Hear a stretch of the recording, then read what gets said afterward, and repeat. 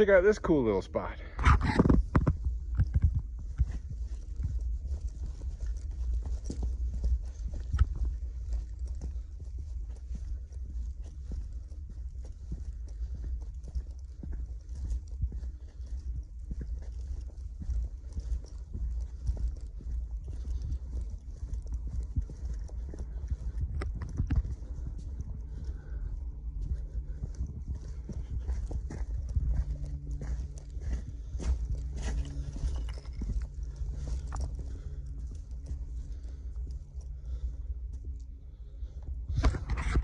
Nature can make some really weird stuff.